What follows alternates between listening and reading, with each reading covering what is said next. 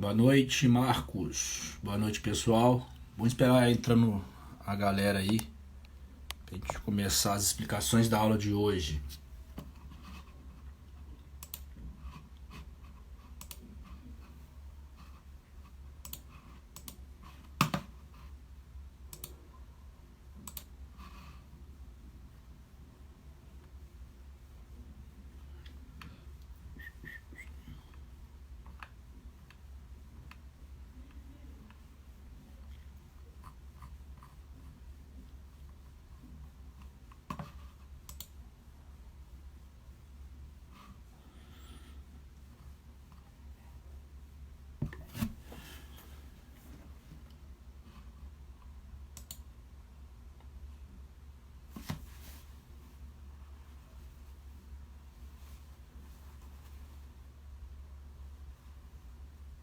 Em alguns minutos a gente inicia a nossa aula.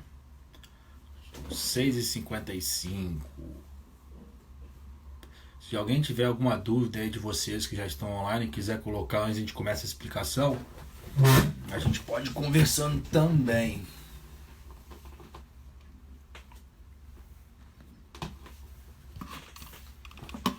Show de bola.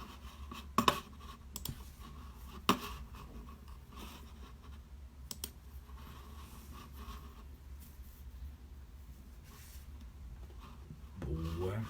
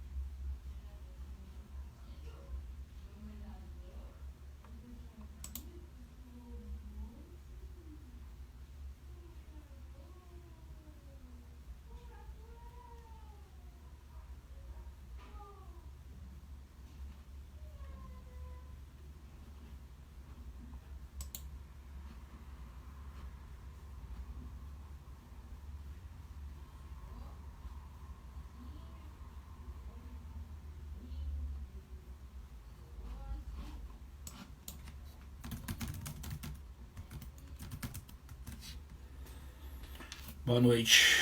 Pessoal, vamos começar aqui. Falta alguns minutinhos para dar 7 horas.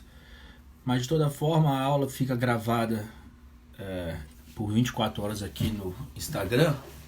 E também tem o recurso de salvar as aulas depois, baixar e salvar. Que eu acho que vocês já estão fazendo isso, disponibilizando para os colegas, né? Então, vamos por tópicos, né, diante das dúvidas que os alunos estão tendo, e para eu ver se eu consigo deixar vocês mais tranquilos com relação à nossa aula, tá? Boa noite a todos que estão entrando aí. Vamos começar a debater aqui uns pontos da nossa aula e depois vocês repassem isso para os colegas ou eles acessam aqui o Instagram e assistem aí a nossa aula. Então, primeiro ponto da aula de hoje. Eu não sei se a instituição já informou a vocês com relação à plataforma AVA, do sistema Moodle, que foi adaptado pela instituição, até por um questionamento de vocês alunos, até por de algumas sugestões que vocês estavam ponderando nesse período de quarentena. Então a instituição ela aderiu a essa plataforma, tá? Que nós professores já estamos utilizando ela. A partir do dia 13 de abril vai ser a plataforma oficial para toda a nossa comunicação, tá, das informações nesse período de quarentena. Mas fiquem tranquilos que essa plataforma AVA ela é bem similar ao que a gente já usa hoje no sistema. A única diferença é que lá você consegue carregar documentos com de tamanho maior, né, documentos que tem mais megas. Então lá você consegue inserir mais dados do que o nosso sistema, porque o sistema do portal acadêmico ele é mais fraco, então ele não aguenta toda essa sobrecarga de arquivos. Então nesse sistema AVA, que a faculdade está disponibilizando a partir do dia 13, a gente coloca o link, por exemplo, da nossa aula do Instagram, lá nesse sistema, e aí o aluno é só clicar no link que ele já vai abrir direto na aula aqui. Então veja bem, lá vai ser só para a gente colocar os documentos, as informações para que vocês alunos possam ter essa informação organizada. Mas as aulas vão continuar pelo Instagram, ok? Só que lá nesse sistema vai ter um link que vai jogar vocês para essa aula, então não muda nada, é só acessar os nossos horários. E a postagem dos trabalhos, as notas, tudo que a gente vai fazendo, vai ser no nosso portal acadêmico normalmente, tá bom? Então esse sistema que a faculdade vai disponibilizar para vocês a partir do dia 13 de abril é um sistema só para facilitar a organização das informações e dos documentos, tá bom? É lá que vai estar inserido tudo com relação à dinâmica das aulas nesse período de quarentena. Mas a postagem dos trabalhos, como vocês já fizeram essa primeira atividade, a postagem da atividade que a gente vai ter nas próximas semanas também, vai ser tudo pelo portal acadêmico normal. E as notas, ao passo que eu vou corrigindo essas atividades que vocês já fizeram, eu vou postar também no portal acadêmico. Tá certo? Então, com relação ao sistema que vai ser implementado, fiquem tranquilos, que é uma ferramenta que veio para agregar, para trazer maior segurança nos dados da gente, tá? Nas informações que são colocadas lá. Então, vai organizar a casa. E na prática, a aula vai continuar por aqui pelo Instagram, tá bom? Segundo ponto, as atividades avaliativas desse primeiro bimestre. Então vamos lá. Eu postei para vocês uma orientação na semana retrasada das atividades que a gente ia desenvolver nesse primeiro bimestre de forma remota, ok? Então eu tinha, na faculdade a gente tem 5,5 pontos de prova e 4,5 pontos de trabalho. Eu dividi esses 4,5 pontos em duas atividades. Essa primeira que vocês já me entregaram, que na verdade é até hoje, às 9 horas da noite, o prazo de entrega, que foi a entrevista que vocês fizeram com o contador ou com o administrador, a depender do curso que vocês estão fazendo. Perfeito? Essa atividade, que está valendo 3 pontos, ela é para postar até hoje, às 9 horas, que eu vou fazer a correção e vou lançar essa nota para vocês. Perfeito? A outra atividade eu tinha colocado como data, primeiramente, 1º de abril. Só que a pedido da turma, eu prorroguei a data dessa segunda atividade para o dia 13 de abril. Então, no dia 13 de abril, esse questionário de perguntas da apostila, que também pode ser feito em grupo, já adiantando as dúvidas, vocês têm que postar para mim as respostas até o dia 13 de abril, às 9 horas da noite. Tá bom? A terceira atividade que a gente vai ter é essa prova de 5,5 pontos, só que essa atividade não vai ser no formato de prova. Vai ser uma atividade da prova que vocês estão acostumados a fazer, os alunos do 8º período. Vai ser uma atividade, tá? Que eu vou exigir de vocês a aplicação do conhecimento trabalhado em sala de aula, bem parecido com essa análise que vocês fizeram dessa atividade do contador, e que em cima dessa análise, dessas reportagens, dessa matéria, vocês vão levantar as informações que a gente trabalhou em sala de aula. No encontro passado, uma colega, ela me perguntou com relação a uma postagem que eu fiz no portal de uma matéria da Folha de São Paulo, da época do governo Dilma, da indicação do Lula. E ela perguntou como que eu ia cobrar. A prova vai ser naquele mesmo formato. eu vou dar uma manchete, vou dar uma matéria que foi publicada no jornal, numa mídia de grande circulação.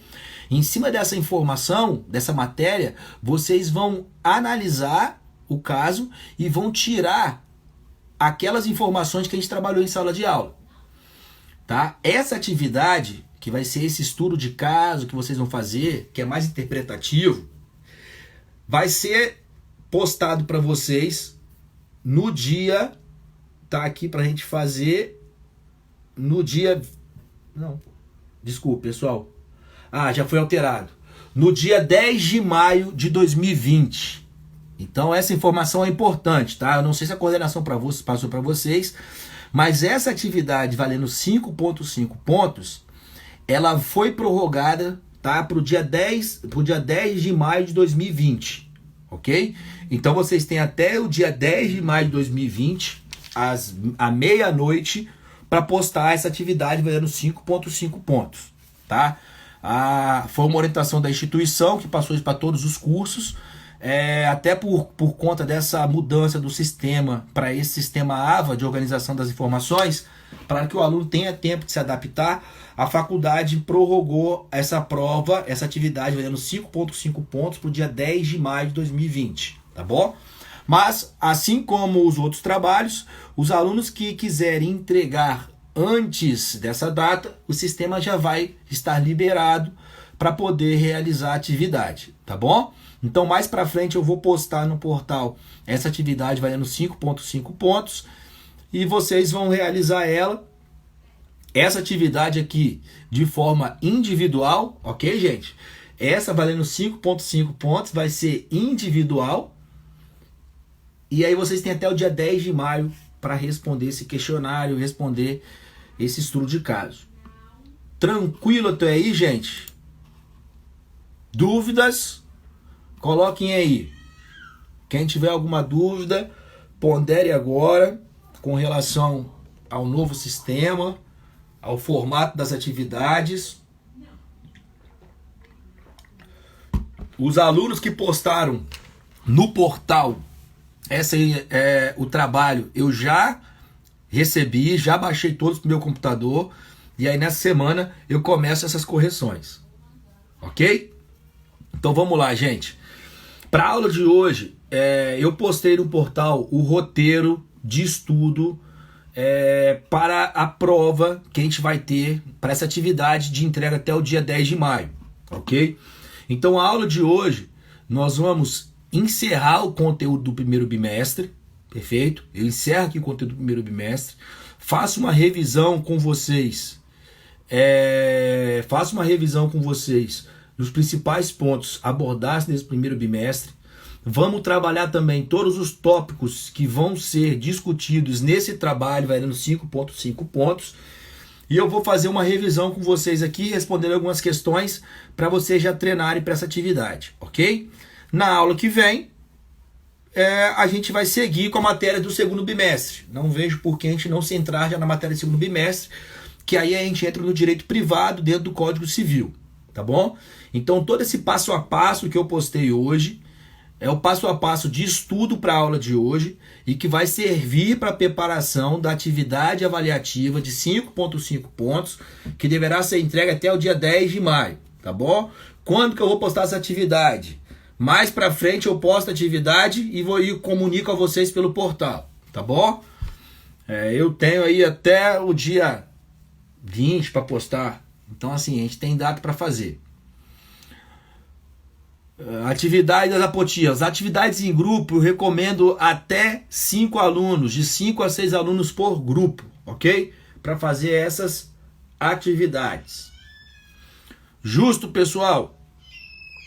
Olha só, quando vocês tiverem um acesso liberado para essa nova plataforma AVA, vocês vão ver que eu postei o capítulo 1 do livro do Alexandre de Moraes, que é o livro de Direito Constitucional de 2016, que fala um pouco para vocês dessa parte de teoria geral do direito, constitucionalismo, estrutura das normas do direito brasileiro dentro dessa doutrina.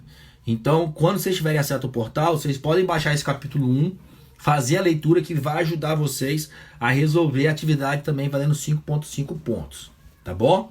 Fora essa doutrina, na biblioteca virtual, vocês conseguem baixar outras doutrinas de direito constitucional, de noções gerais de direito, de direito civil, parte geral, que também pega aqui na nossa matéria,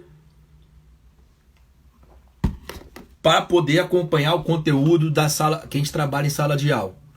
Além disso, vocês têm a apostila para poder orientar todo o estudo, ok?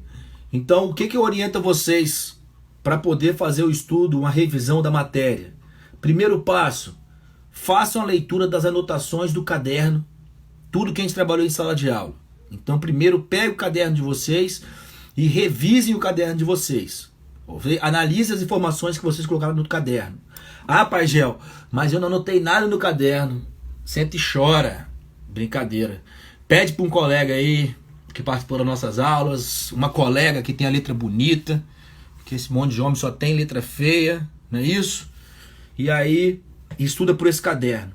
Depois, vocês vão abrir o código, a Constituição Federal, bota no Google CF/88 e vão fazer a leitura dos artigos da Constituição que estão citados nesse roteiro de estudo. Então vocês vão ler a letra fria da lei. Beleza? Passa para eles, Jaqueline. Dá esse caderno para eles. Depois de ler o caderno e ler a Constituição Federal, aí vocês vão fazer a leitura do material de apoio, quer seja a apostila e a doutrina. Beleza? Fazendo assim, e ao final, corrigindo os exercícios, refazendo os exercícios, vocês estão preparados para a nossa atividade do dia 10 de maio. Beleza? Se a gente for resumir, né, os principais tópicos abordados neste primeiro bimestre e relevantes para a nossa atividade a ser realizada até o dia 10 de maio, nós temos aqui, vocês podem acompanhar pela apostila de vocês, no capítulo 2, então já começamos aqui a fazer uma revisão para a nossa atividade e um fechamento do conteúdo do primeiro bimestre, beleza? Já passei todas as informações com relação às atividades avaliativas para vocês. Já expliquei como é que vai funcionar as nossas aulas após o dia 13 de abril. Não vai mudar nada, apenas os documentos para acompanhar a aula que vão estar numa plataforma mais segura. E agora começamos a fazer a revisão dos principais pontos do primeiro bimestre. Então lá na unidade 2, no capítulo 2, a gente estuda um pouco sobre o processo de leis do direito brasileiro, toda a nossa estrutura das normas do direito brasileiro. E aí eu passei para vocês, no primeiro ponto, que todo o processo de elaboração de leis do direito brasileiro, ele parte do poder legislativo. Então, em regra, quem é competente originariamente para criar leis no direito brasileiro é o poder legislativo, perfeito? Então, a lei é o principal regramento jurídico, é a principal norma do direito brasileiro que tem o poder de fazer com que a sociedade cumpra as normas que são criadas pelo Estado. Estado com E maiúsculo, como Estado soberano. E quem é esse ente do Estado responsável por criar as leis? O poder legislativo. Lembrando que nós temos o poder legislativo na esfera federal, na esfera estadual e na esfera municipal. Cada um desses três poderes legislativos, em cada uma das suas esferas, em cada uma das suas competências, pela Constituição Federal, tem o poder, tem a legitimidade de criar as leis em nível federal, nível estadual e nível municipal. Em nível não, a nível D. Em nível D está errado. É a nível D. Peço desculpas. Então, a nível federal, a nível estadual e a nível municipal. A nível federal, o poder legislativo é o nosso Congresso Nacional, Câmara dos Deputados e o Senado Federal. A nível estadual, nós temos a Assembleia Legislativa. E a nível municipal, nós temos a Câmara dos Vereadores, perfeito? Além do Poder Legislativo, que originariamente tem a competência de criar leis, nós temos o Poder Executivo e o Poder Judiciário. Executivo, responsável por fiscalizar a aplicação das leis, de colocar em prática a lei, de regulamentar a aplicação da norma, e o Poder Judiciário é aquele que é responsável por julgar caso a caso, aplicar a lei aos conflitos entre os particulares, ou entre o particular e o poder público. O Poder Executivo Federal é o presidente da República, Poder Executivo Estadual é representado pelo governador e Poder Executivo Municipal pelo prefeito, ok? Essas são as informações para resumir o contexto legislativo, né, os três poderes do direito brasileiro, dando ênfase no Poder Legislativo, que é aquele responsável por criar leis, ok? Então a lei, que é essa norma jurídica geral e abstrata, que nasce do Poder Legislativo, é a norma formal imediata utilizada sempre que houver o conflito social. Então, voltando aqui nos três poderes, até puxar um gancho para a parte do Poder Legislativo, no direito brasileiro nós temos as fontes materiais do direito e as fontes formais do direito. As fontes materiais são as fontes de criação, fontes de elaboração do direito. Aí nós temos o Poder Legislativo, Executivo e Judiciário. E todas aquelas informações que eu passei para vocês. Nível estadual, federal, municipal, Executivo, Legislativo e o Judiciário em nível federal e estadual. Fontes materiais do direito. E dentro das fontes formais do direito, que são as fontes de execução, os instrumentos utilizados para o cumprimento das leis no direito brasileiro, das normas, nós temos a fonte formal imediata ou principal, que é a lei, e nós temos as fontes formais mediatas, que são as fontes secundárias, que são a doutrina, jurisprudência, princípios gerais dos direitos, costumes. Então, fontes materiais do direito: Poder Legislativo, Executivo e Judiciário. Fontes formais do direito: a principal fonte formal é a lei, que é uma fonte formal imediata, e nós temos as fontes secundárias, que são as fontes formais mediatas, que são doutrina, jurisprudência, costumes, princípios gerais do direito, ok? Todas essas são as fontes do direito. E a nossa principal fonte é a fonte formal imediata, que é a lei, perfeito? E quando eu falo em lei, eu tenho que entender o que significa vigência e eficácia da lei. Quando falamos em lei, nós temos que diferenciar vigência e eficácia de lei, ok? E em tempos de quarentena, estamos recebendo uma enxurrada de informações, de mudanças legislativas, algumas que já estão em vigência, como essas medidas provisórias editadas pelo presidente da República, mas outras que são projetos de lei. Então vejam, gente, quando eu falo em projeto de lei, quando eu falo em proposta de emenda constitucional, todos esses instrumentos normativos, emendas condicionais ou medidas provisórias, para que elas possam ter vida, para que elas possam produzir os seus efeitos no mundo jurídico para a sociedade, elas têm que passar pelo processo de elaboração de leis do direito brasileiro. Elas têm que passar pelo rito ordinário de criação de leis do Poder Legislativo brasileiro. E só após elas passarem por esse rito, desde a criação, da elaboração, votação, sanção, promulgação, as fases de aprovação de uma lei do direito brasileiro, até que ela cumpra esse processo legislativo, ela tem uma caminhada para que após ela possa ser referendada pelo presidente da República, ok? Que ela possa ser promulgada pelo presidente da República e assim ela vai entrar em validade. Ela vai ter a sua vigência. Então, primeira observação para vocês, alunos de administração e contabilidade, que estão entrando agora no curso e que vão estar diante de várias normas que vão implicar na atividade de vocês enquanto profissionais.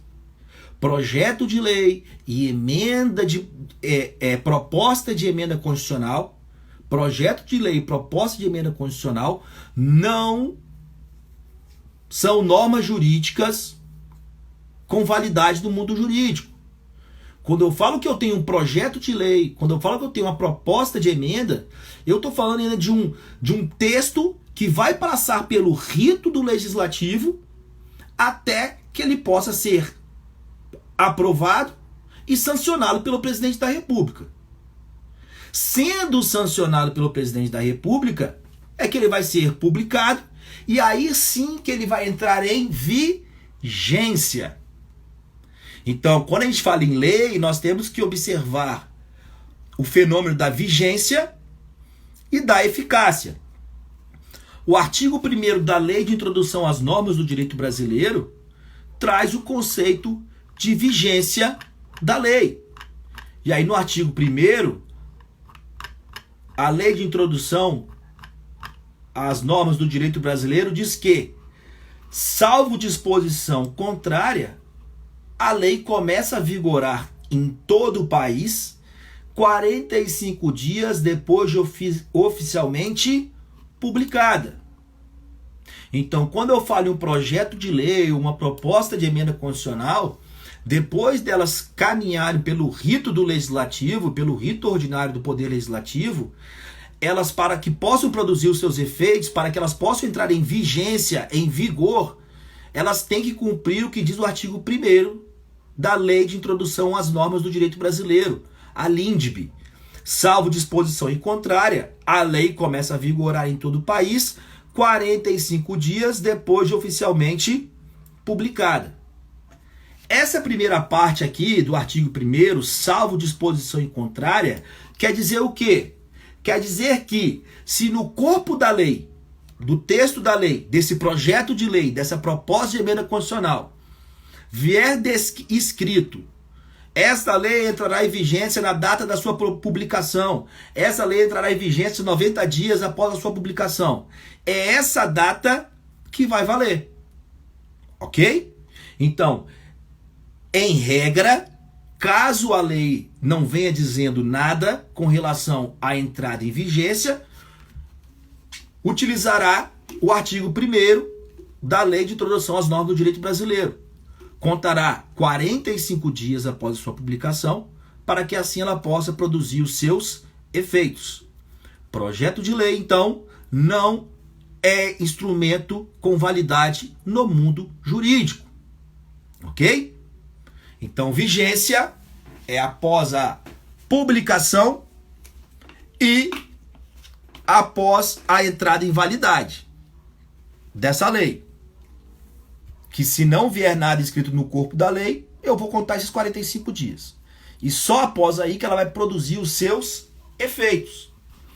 E aí quando eu falo nessa produção de efeitos, eu estou falando do artigo 6º dessa mesma Lei de Introdução às Normas do Direito Brasileiro, que fala: a lei em vigor terá efeito imediato e geral, respeitados o ato jurídico perfeito, o direito adquirido e a coisa julgada. Então, a lei fala que, entrando em vigência a norma, tendo validade, ela passando pelo rito de aprovação do legislativo, ela automaticamente já começa a produzir os seus efeitos, que é o conceito de eficácia. Ela só não vai produzir os seus efeitos em 3 situações: ato jurídico perfeito, direito adquirido ou coisa julgada. Ato jurídico perfeito, direito adquirido ou coisa julgada. Perfeito? Então, quando eu falo nesse processo de elaboração de leis, em regra, a competência do poder legislativo para sua elaboração de leis. Por quê? Em regra, porque excepcionalmente o poder executivo poderá editar uma medida provisória. Não é isso que a gente está vendo agora aí na mídia? Diversas medidas provisórias na alçada trabalhista, na alçada previdenciária, na alçada civil, enfim, diversas normas editadas pelo presidente da República diante da necessidade e urgência dessa situação de pandemia. Mas, em regra geral, quem cria leis é o Poder Legislativo brasileiro. E dentro desse rito ordinário do Poder Legislativo brasileiro, nós temos o critério bicameral. O que é o critério bicameral? Que toda lei, para que ela possa entrar em vigência, para que ela possa ser aprovada, para que ela possa ser sancionada pelo presidente da República, ela tem que passar pelas duas casas do Poder Legislativo. Então, critério bicameral, a lei deverá ser analisada e votada pelas duas casas do Poder Legislativo. Por isso que diz que a lei já nasce morta, porque até que se cumpra esse processo de elaboração de leis, dentro desse rito ordinário, tamanho é o número dos nossos senadores, dos nossos deputados federais e divergentes pensamentos, muitas vezes quando essa norma ela é aprovada, a necessidade que fez ela ser criada já foi superada pela sociedade dentro dos seus atos rotineiros e da prática comum estabelecida. Mas a regra geral é esse rito do Poder Legislativo do critério bicameral. Beleza? Só lembrando que aí a nossa aula hoje é para a turma do primeiro e também o 8º período do curso de Administração e Contabilidade, matéria Noções Gerais de Direito. Estou vendo que tem alguns colegas e algumas colegas aí de outros períodos, de outros cursos acompanhando nossa aula. É uma honra. Eu acho que é porque é sinal que gostam da aula, não é isso? Show de bola! Em quarentena é bom demais ouvir um pouquinho de teoria geral do direito, entender um pouco cientificamente esse monte de informação que está sendo despejado pela mídia, né? E aí nós, como futuros administradores e contadores, não podemos analisar essas informações baseadas no senso comum e sim no conhecimento científico trabalhado em sala de aula. Legal? Show de bola, Priscila! Então, primeiro tópico de revisão do primeiro bimestre é o conceito de lei, vigência e eficácia. Matamos aqui os conceitos e a sua aplicabilidade. Alguma dúvida com relação ao artigo 1º e 6º da Lei de Introdução às Normas do Direito Brasileiro? Quem dera, minha amiga, quem dera. Tá? Um dia eu chego lá, mas obrigado pela consideração de vocês.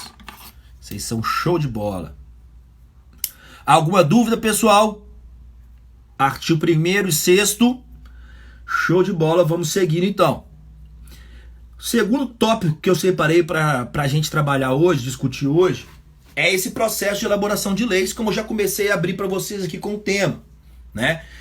A forma que as normas do direito brasileiro elas são colocadas e a forma que elas são criadas. Então trabalhamos nos últimos encontros a questão da Constituição Federal Brasileira. Uma Constituição que foi promulgada em 88, ok? Que entrou em vigência, começou a produzir os seus efeitos em 1988. Muitos de vocês aqui não eram nem nascidos ainda, né não?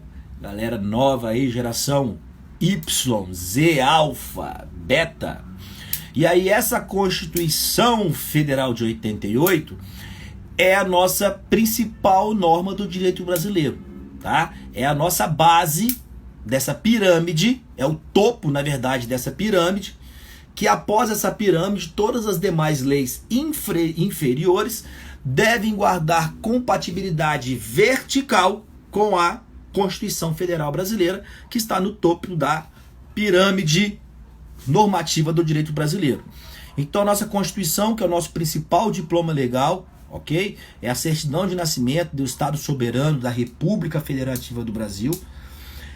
É ela que vai trazer os direitos, os deveres, a classificação, os princípios, os objetivos, os deveres, todas as regras de direito público, privado, enfim, a competência para a criação de leis, como vai funcionar o nosso poder legislativo, executivo, judiciário, tudo isso vai estar na nossa Constituição Federal Brasileira, perfeito? E a nossa Constituição Federal Brasileira, em regra, ela é considerada super rígida. Por quê?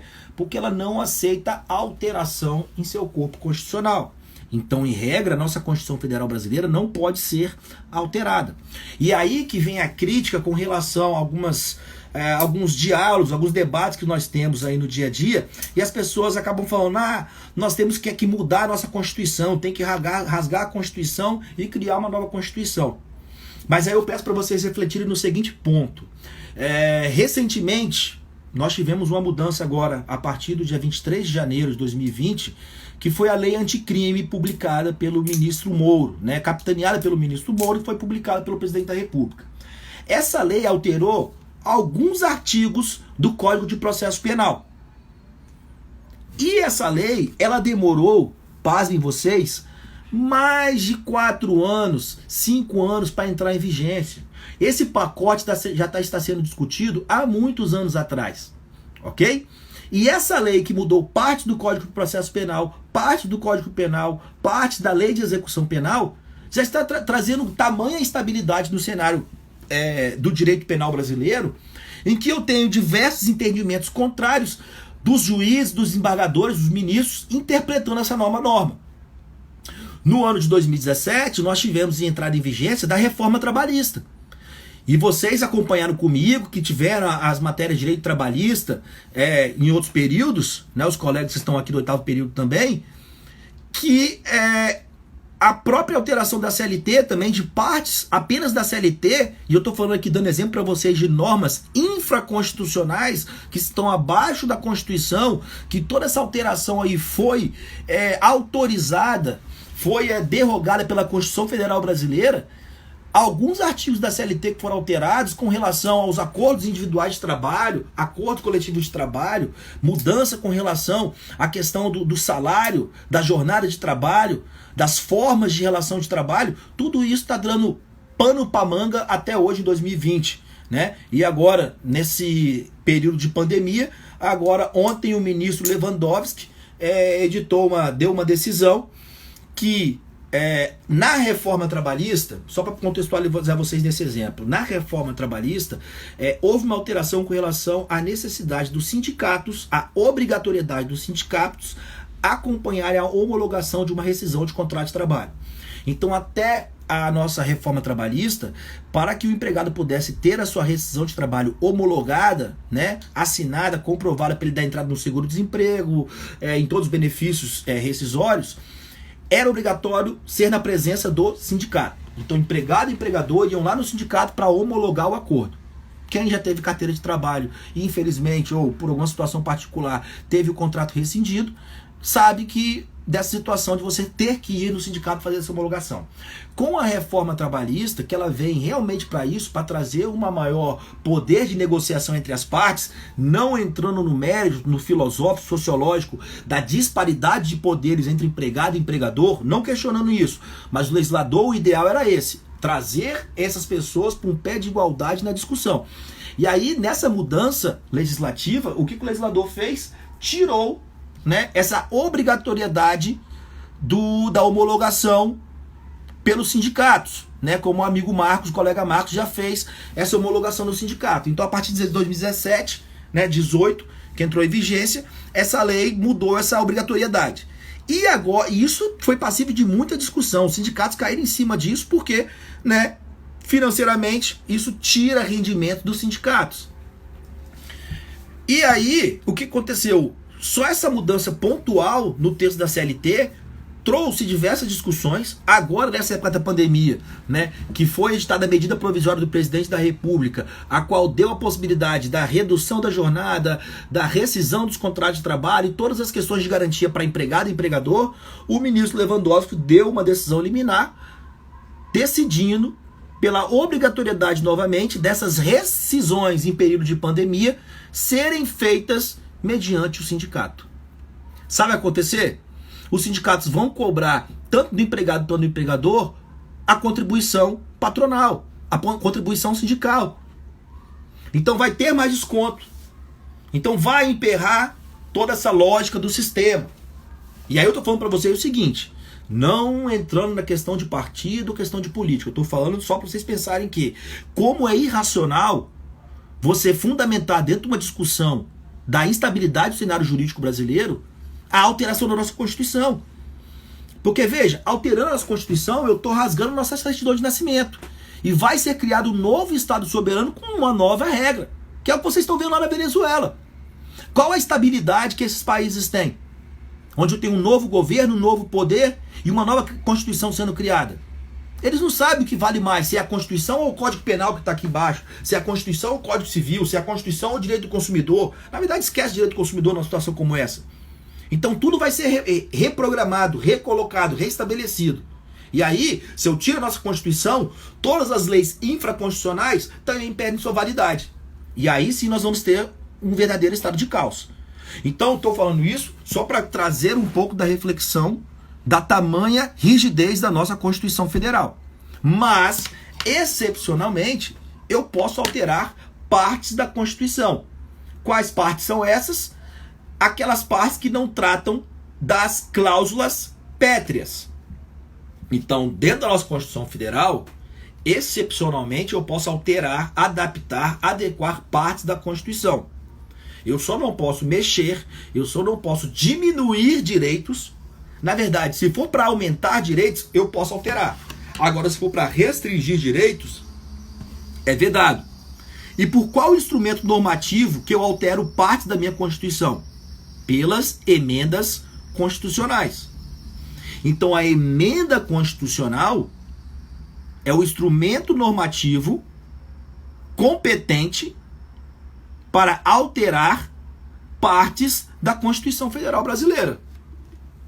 Só por meio dessa emenda constitucional. Lembrando que artigo 60 da Constituição Federal Brasileira diz que emendas constitucionais não podem versar sobre cláusulas pétreas. Não pode restringir direitos previstos nas cláusulas pétreas. Cláusulas pétreas são os direitos e garantias fundamentais da pessoa humana, direitos e garantias fundamentais individuais e coletivos, ok? Aqueles direitos que garantem ao cidadão, ao particular, pessoa física ou pessoa jurídica, garante eles de uma proteção com relação aos exageros do poder legislativo, do poder Estado, desculpa, ok? É aquilo que vai frear, que vai dar uma limitação sobre esse poder do Estado sobre o particular. Então nós temos a Constituição Federal Brasileira, nós temos as emendas constitucionais. Quando eu falo em emenda constitucional, até por ser uma exceção à alteração da nossa Constituição, para que eu possa criar uma emenda constitucional, essa proposta de emenda constitucional, então veja, quando eu falo em emenda constitucional, estou falando de proposta. Quando a gente fala de projeto, é projeto de lei, complementar, ordinária, delegada, perfeito? Proposta de emenda, projeto de lei. E nessa proposta de emenda constitucional, para que ela possa ser aprovada, ela tem que passar 2 vezes por cada casa do Legislativo. Então, para que uma emenda constitucional seja aprovada, ela tem que ser discutida 2 vezes no Senado e 2 vezes na Câmara dos Deputados. Então, é um critério bicameral ocorrendo 2 vezes. Ok? Emenda constitucional, critério bicameral, 2 vezes. E o quórum, o número de pessoas para aprovar uma emenda constitucional também é mais rigoroso que as demais leis que estão abaixo dela. Então, o quórum de aprovação de uma medida, de uma emenda constitucional é de 3/5. Então, para que eu possa alterar partes da Constituição, que em regra não aceita alteração, eu só posso fazer isso por meio de uma emenda constitucional. E essa emenda constitucional, ela vai ter que ser discutida 2 vezes em cada caso legislativo, exigindo uma maioria dos votantes para sua aprovação, no percentual de 3/5. Ok? Emenda constitucional não pode alterar cláusulas pétreas. Por fim, dentro do nosso relatório de estudo, eu pedi para vocês lerem sobre as medidas provisórias, artigo 60, parágrafo 2º da Constituição Federal Brasileira. Ok? Quando eu falo em medida provisória, eu estou deixando de lado esse critério ordinário de criação de leis pelo Poder Legislativo e eu estou transferindo a competência para o chefe do Poder Executivo Federal editar uma norma, editar uma lei. Qual o nome dessa norma? Medida provisória. Ok? Recentemente, nas últimas semanas, foram editadas importantes medidas provisórias na seara trabalhista. Beleza? Medida provisória editada pelo presidente da República, pelo chefe do Poder Executivo Federal. Prazo de vigência da medida provisória, 60 dias mais 60 dias. 60 dias podendo ser prorrogado por mais 60 dias. Ok? E dentro desse prazo de 60 dias mais 60 dias de vigência da medida provisória, é que o Poder Legislativo cumprirá o critério bicameral para votar essa medida provisória, convertendo ela em lei, ou após esse prazo ela perde a sua vigência, ela perde a sua aplicação. Perfeito? Então, medida provisória elaborada, criada pelo chefe do Poder Executivo Federal, sempre que ele estiver diante de uma necessidade e uma urgência, perfeito?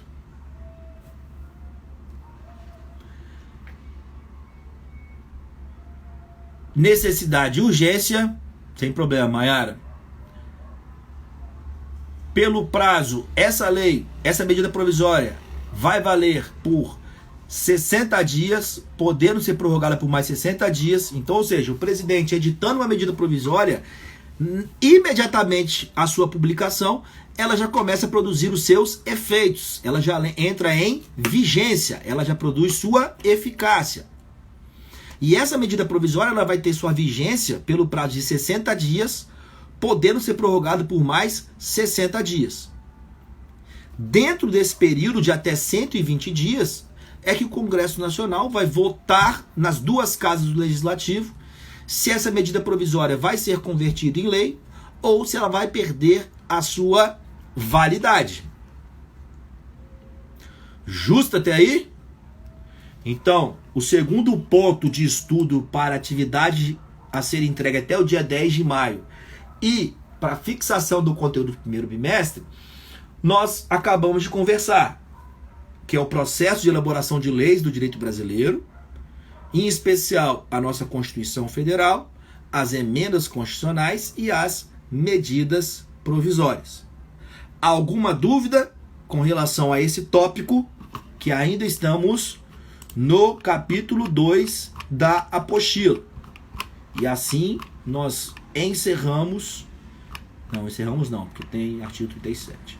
Essa parte da matéria com relação ao processo de leis do direito brasileiro. Nenhuma dúvida? Então vamos seguindo aqui com as informações da aula. Passando as explicações, nós entramos dentro dos princípios das normas que regem a administração pública do direito brasileiro.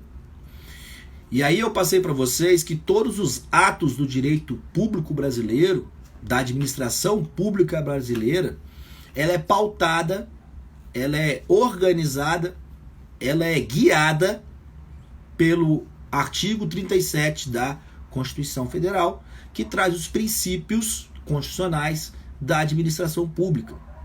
Quais princípios são esses? É o princípio do LIMPE, L-I-M-P-E, princípio do LIMPE, legalidade, impessoalidade, moralidade, publicidade e eficiência. LIMPE, legalidade, impessoalidade, moralidade, publicidade e eficiência. Então, esses são 5 princípios constitucionais que devem nortear a atividade da administração pública, seja ela em nível federal, a nível estadual ou a nível municipal. Perfeito? princípio da legalidade, que é o estrito cumprimento do dever legal, é a obrigação do administrador público cumprir o que diz a norma, cumprir o que diz a lei a partir do momento que ela entra em vigência, ok? Princípio da impessoalidade, tá? O presidente, o chefe do poder executivo, legislativo ou judiciário, qualquer membro da administração pública não pode agir de acordo com interesses privados, pessoais ou para atender grupos específicos, perfeito? Diferenciando as atividades da administração pública, princípio da impessoalidade, perfeito? Então não pode haver um rito diferente de investigação do Ministério Público ou da Polícia Civil, Federal, qualquer que seja, para indiciados, para pessoas que estão sendo investigadas específicas. O rito é o mesmo para todos. Então a gente pergunta, cadê o Queiroz? Não é isso? Impessoalidade. Princípio da moralidade é que os atos da administração pública devem ser guiados pelas normas da administração pública, pelas doutrinas, pelas normas do direito administrativo, ok? Então, eu tenho que cumprir as regras, as etapas do poder legislativo para ter um mínimo de moralidade na atividade pública. E aí um exemplo de moralidade foi exatamente o que o Tribunal de Justiça do Espírito Santo rasgou, né, no início da pandemia, ao fazer o ofício para o governador do estado solicitando uma ambulância, né, e um leito especializado com todo o equipamento para deixar destinado para os desembargadores do estado do Espírito Santo, caso eles tivessem um coronavírus. Então vejam, um pedido de um grupo específico para poder ter o privilégio de uma ambulância e todo um aparato médico, caso algum dos nossos nobres desembargadores, que todos estão em grupo de risco, né, lamentavelmente, pela idade, mais uma ambulância só para eles, tá? Então, moralmente, as normas da administração pública condenam práticas como essa, por isso que não foi liberada a ambulância. Princípio da publicidade. Todos os atos, né, da administração pública devem ser levados ao conhecimento do cidadão. E aí, recentemente, nós tivemos essa lei de acesso à informação com relação à disponibilização dos dados da administração pública e que recentemente, por conta dessa pandemia também, o governo tentou suspender essa lei, mas o STF, nesse caso, entendeu pelo cumprimento desta norma, apenas adequando à situação emergencial que vive o país. Princípio da publicidade, dar acesso aos atos públicos ao cidadão. E por fim, nós temos o princípio da eficiência, é buscar o melhor meio para atender o interesse público. Então, o interesse maior da administração pública é o atendimento do interesse público. E eu tenho que buscar os melhores meios, os meios mais eficazes para poder atingir os seus efeitos, ok? Princípios da administração pública, artigo 37 da Constituição Federal, legalidade, impessoalidade, moralidade, publicidade e eficiência. Perfeito, pessoal? Show de bola. Alguma dúvida quanto aos princípios da administração pública? Quem tiver alguma dúvida pode colocar aí que a gente vai respondendo. Deixa eu ver se algum colega falou comigo aqui pelo chat do portal acadêmico. Engraçado que na aula ninguém tem dúvida. Depois que eu posto a atividade, depois que eu posto... Aí começa, professor, posso tirar uma dúvida em particular? Professor...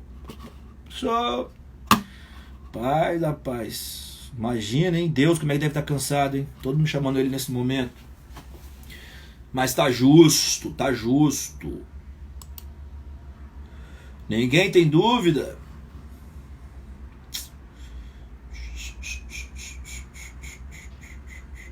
Deixa eu ver aqui.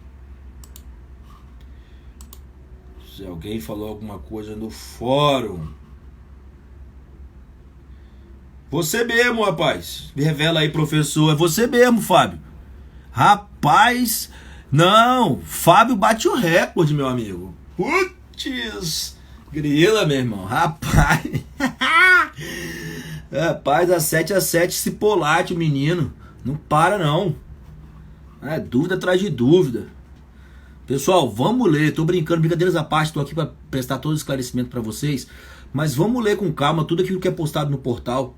A gente coloca ali todas as orientações, todo o passo a passo de estudo, para tentar facilitar para vocês mesmo, entendeu? E aí o pessoal pergunta o que já tá postado no portal.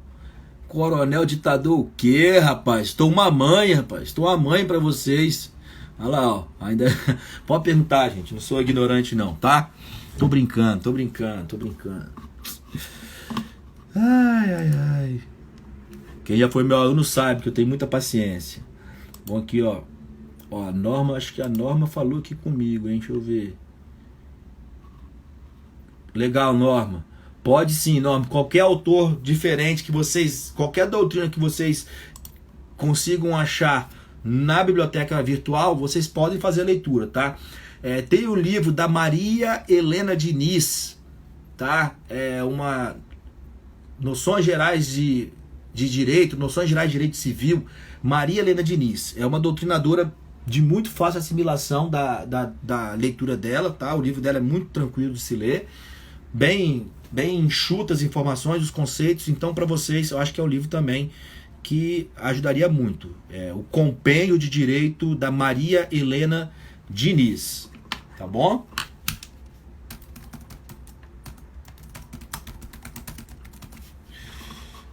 Seguindo aqui com a revisão do primeiro bimestre, nós finalizamos com a aula de ontem sobre os direitos e garantias fundamentais, né? Aquelas cláusulas pétreas, aqueles direitos que são imutáveis, que estão estabelecidos principalmente no artigo 5º da Constituição Federal Brasileira, ok?